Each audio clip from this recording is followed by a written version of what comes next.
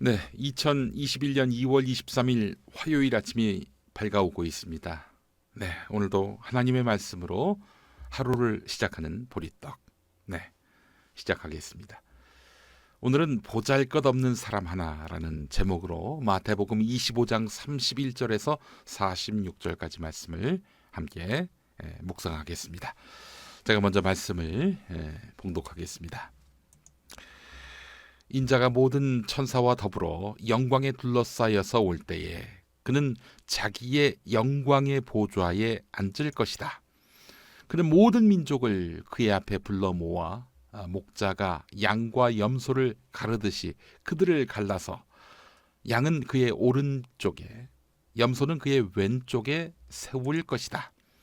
그때 임금은 자기 오른쪽에 있는 사람들에게 말하기를 내 아버지께 복을 받은 사람들아, 와서 창세 때로부터 너희를 위하여 준비한 이 나라를 차지하여라. 너희는 내가 죽일 때에 내게 먹을 것을 주었고 목마를 때에 마실 것을 주었으며 나그네로 있을 때에 영접하였고 헐벗을 때에 입을 것을 주었고 병들어 있을 때에 돌보아 주었고 감옥에 갇혀 있을 때에 찾아 주었다 할 것이다. 그때 의인들은 그들에게 대답하기를 주님, 우리가 언제 주님께서 줄이신 것을 보고 잡수실 것을 드리고 목마르신 것을 보고 마실 것을 드리고 나그네 되신 것을 보고 영접하고 헐벗으신 것을 보고 입을 것을 드리고 언제 병드시거나 감옥에 갇히신 것을 보고 찾아갔습니까? 하고 말할 것이다. 임금이 그들에게 말하기를 내가 진정으로 너희에게 말한다.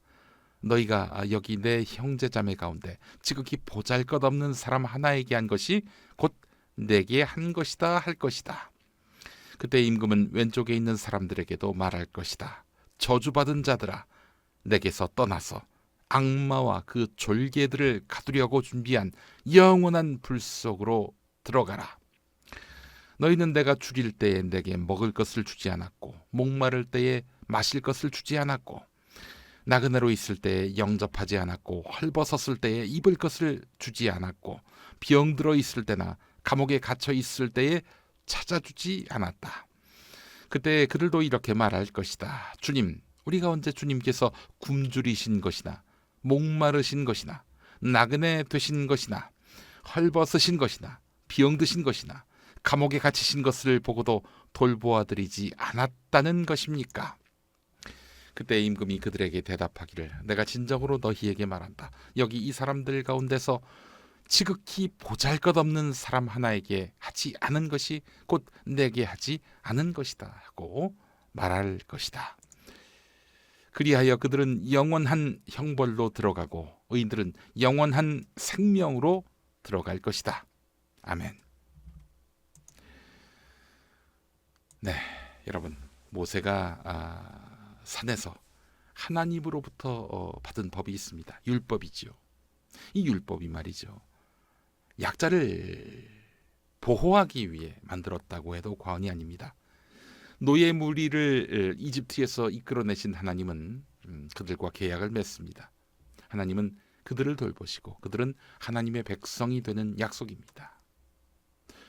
하나님의 백성이 되는 약속은 무엇입니까? 하나님이 주신 율법을 잘 따르는 것 아니겠습니까? 연예인이 기획사와 계약을 맺으면 큰 돈을 받지요. 그리고 여러 가지 연예 활동을 위한 관리도 받게 됩니다. 그런데 그 연예인 권리만 있습니까? 그렇지 않습니다. 그 기획사와의 계약을 잘 지켜야 합니다. 이런 의무가 있어요. 만약 우리가 하나님의 복을 받고자 한다면 하나님과의 계약을 잘 지켜야 하는 것입니다. 우리와 하나님의 계약은 어떠합니까? 오늘 마태복음 25장 40절에 나와 있습니다. 지극히 보잘것없는 사람 하나에게 한 것이 곧 내게 한 것이다. 보잘것없는 사람을 잘 섬겨라, 이런 이야기입니다. 그렇습니다. 아까 율법 얘기를 했는데 율법은 약자 보호법이라는 말씀도 드렸지요. 하나님은 약한 자의 신음에 귀를 기울이시는 분이라. 당연히 자신의 자녀, 자신의 제자 역시 그렇게 약자의 신음에 귀를 기울이도록 명령하셨습니다. 그래서 하나님과 인간 사이에 맺은 법은, 그 율법은 약자 보호법이라 불릴만 합니다. 어제 제가 주일 설교에서 그런 이야기를 했지요. 안식일 율법도 실은 안식해야 할 권리 없는 자들, 힘없는 자들, 그들을 위한 법이라고요. 그렇습니다. 그 십계명도 보면은 하나하나 약자에 대한 하나님의 각별한 감수성이 느껴집니다. 이 율법은 이스라엘 역사의 근간이었고, 예언자들, 즉 선지자들은 이 정신을 수호하기 위해서 활동을 했습니다. 그리고 최후의 심판을 받는 그때에는 하나님이 사람을 왼편과 오른편으로 나눌 것이라고 말씀하셨습니다. 좌파와 우파로 나누는 것인데, 나누는 기준이 뭡니까? 신념, 사상, 철학 아닙니다. 바로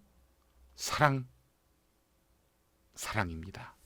이웃에게 사랑을 베푼 사람은 오른편에 세웁니다. 양의 편에 세우는 거예요. 그리고 예수님은 말씀하십니다. 오른편에 선 사람, 양의 편에 선 사람에게 너희는 내가 죽일 때에 내게 먹을 것을 주었고, 목마를 때에 마실 것을 주었으며, 나그네로 있을 때에 영접하였고, 헐벗었을 때에 입을 것을 주었고, 병들어 있을 때에 돌보아 주었고, 감옥에 갇혀 있을 때에 찾아 주었다. 그러자 오른편에 있던, 양의 편에 섰던 사람들이 놀랍니다. 이 착한 사람들은 예수님께 이렇게 말해요. 네? 우리가요? 언제요? 언제 저희가 예수님을 돌봤습니까? 그랬더니 예수님 하시는 말씀이, 너희가 돌봤던 그 굶주리고 고통받던 사람들, 그 사람들이 바로 나다. 그들을 대접한 너희들은 바로 나를 대접한 것이다. 이렇게 말을 해요. 자, 그러면서 왼편에 있던 사람들, 즉 굶주린 사람을 외면한 사람, 목마른 사람에게 마실 것을 주지 않은 사람, 나그네를 영접하지 아니한 사람, 헐벗은 사람을 입히지 않은 사람, 병들어 있는 사람을 챙기지 않은 사람, 감옥에 갇혀 있는 이를 돌보지 않은 사람에게 저주의 말씀을 퍼부으십니다. 지옥의 가장 뜨거운 곳에 너희가 거할 것이다. 이런 식의 말씀을 해요. 그렇습니다, 여러분. 이 사람들은 돌보지 않은 거예요. 그런데 지옥 간다는 거 아닙니까? 우리가 착한 일을 하는 것이, 사랑을 베푸는 것이 어떤 해도 되고 안 해도 되는 그런 게 아니에요. 책무입니다. 사명입니다. 여러분, 예수님은 가장 보잘것없는 사람들과 자신을 동일시했습니다. 다시 한번, 가장 보잘것없는 사람과 자신을 동일시했습니다. 예수님이요. 여러분, 눈을 많이 돌릴 필요도 없습니다. 멀리 갈 것도 없습니다. 우리 주변에 주님은 많이 계십니다. 굶주린 주님, 목마른 주님, 나그네인 주님, 헐벗은 주님, 병들어 있는 주님, 감옥에 갇혀 있는 주님이 그렇습니다.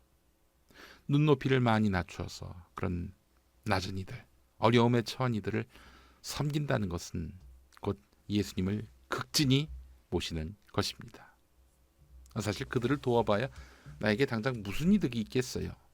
그런데 주님이 마지막 날에 큰 상급으로 갚아주신다고 했습니다. 반대로 굶주린 주님, 목마른 주님, 나그네인 주님, 헐벗은 주님, 병들어 있는 주님, 감옥에 갇혀 있는 주님을 외면한다면은,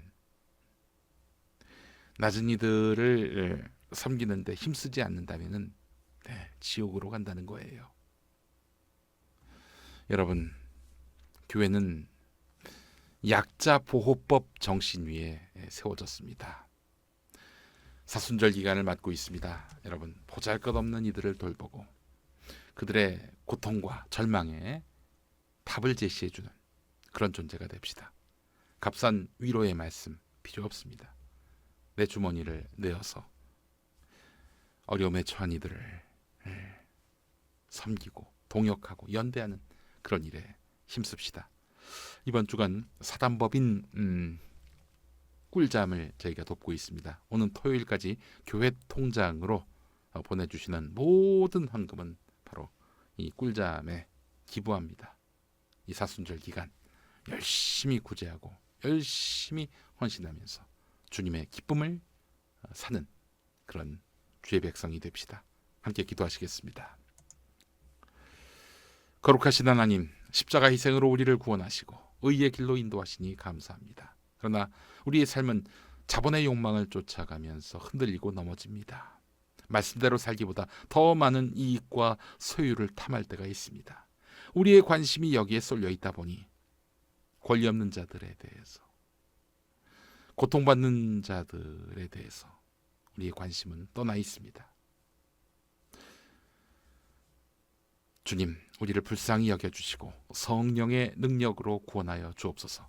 의에 줄이고 목마른 사람이 되어서 주의 뜻을 이루고 이웃을 보살피게 하옵소서. 사랑과 자비의 마음으로 용서하며 하나를 이루어가게 하옵소서. 사순절 초입에 성령과 진리로 살고자 이 아침에 보리떡을 시청하고 있습니다. 주님, 우리의 예배를 기쁘게 흠향하여 주옵소서. 살아계신 우리 주 예수 그리스도 이름으로 기도합니다. 아멘.